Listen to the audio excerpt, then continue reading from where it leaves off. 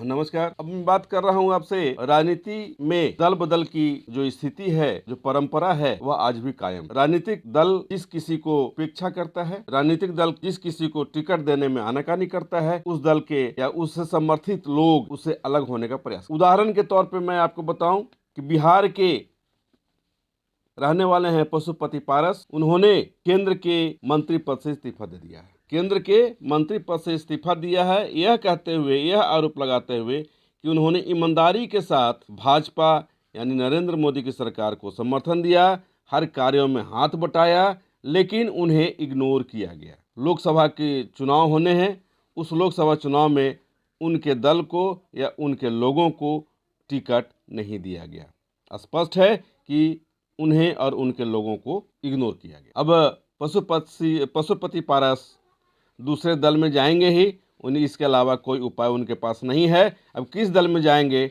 वह समय बताए। महाराष्ट्र की बात करें, राज ठाकरे एमएनएस के जो हैं वो भी टिकट के लिए यानी अपनी स्थिति मजबूत करने के लिए वे आज दिल्ली गए हैं।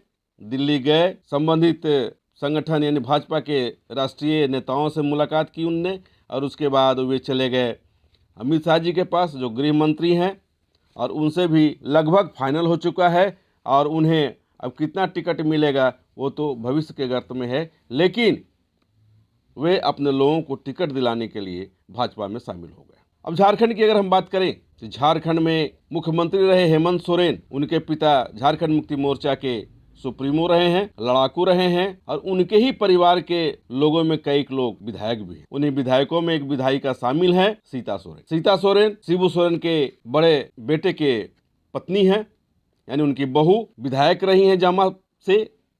संथाल परगना में एक जामा विधानसभा है, वहां से उन्हें शुरू से ही उपेक्षित महसूस कराया गया।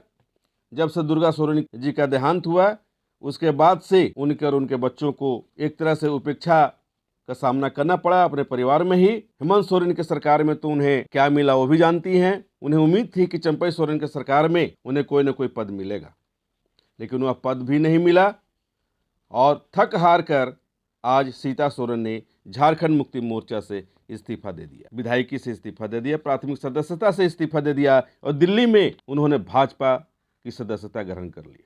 अब ये चर्चा है कि भाजपा उन्हें धनबाद से या चतरा से चुनाव में प्रत्याशी बना। हालांकि धनबाद के बारे में अगर हम बात करें तो धनबाद में भारतीय जनता पार्टी के तरफ से पीएन सिंह जो पूर्व सांसद रहे हैं, ढुल्लू महतो, रागिनी सिंह, राज सिन्हा और परिणीति सिंह का नाम सामने आ रहा है। इसमें परिणीति सिंह अभी तक भारी पड़ रही हैं, इसलिए भारी पड़ रही हैं कि इनके परिजन प्रधानमंत्री के कार्यालय के काफ़ी करीब हैं, और चूंकि प्रधानमंत्री के कार्यालय के काफ़ी करीब हैं तो स्वाभाविक है कि वे भारी तो पड़ेंगी ही। अगर उन्हें टिकट मिल गया तो निश्चित तौर पे सीता सोरेन को कहीं और यानी चतरा से टिकट दिया जा सकता है। धनबाद में अगर कांग्रेस की बात करें तो एक बार सांसद में संसदीय क्षेत्र का प्रतिनिधित्व कर चुके ददाई दुबे लाइन में खड़े हैं। पूर्णिमा नीरा सिंह, अजय दुबे, अशोक सिंह और बेरमो के विधायक कुमार अनूप सिंह भी दिल्ली में डेरा डाले हुए हैं। अब कांग्रेस से टिकट कौन लेकर के आता है यह अभी तक तय नहीं हुआ है। हो सकता है एक दो दिनों में यह फाइनल हो जाए कि किन्हें टिकट मिलना है। गिरिडीह संसदीय क्षेत्र में जहां 5-6 बार रविंद्र कुमार पांडे प्रतिनिधित्व कर चुके थे भाजपा से, लेकिन आजसू के साथ पिछले चुनाव में ही संसदीय चुनाव में तालमेल हो गया था। तब आजसू कोटे से प्रत्याशी बनाए गए थे सीपी चौधरी और उन्होंने जीत हासिल किया। आज भी जब तक भंग नहीं होता है लोकसभा तब तक वो यहाँ के सांसद हैं। ऐसी स्थिति में रविंद्र पांडे की स्थिति भी बहुत बेहतर नहीं है।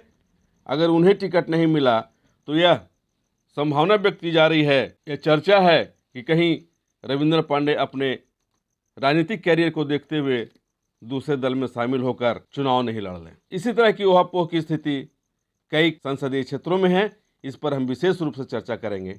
बिहार के ही राजद नेता लवली आनंद, जो आनंद मोहन सिंह की पत्नी है, पूर्व सांसद हैं लवली आनंद, वे राजद छोड़ करके जनता दल यू में शामिल हो गई हैं। उन्हें प्रदेश कार्यालय जनता दल यू का पटना में है, वहां उन्हें माला पहनाकर सदस्यता दिलाई गई है और संभव है उन्हें जनता दल यू से भी टिकट मिले और वे चुनाव लड़ेंगे।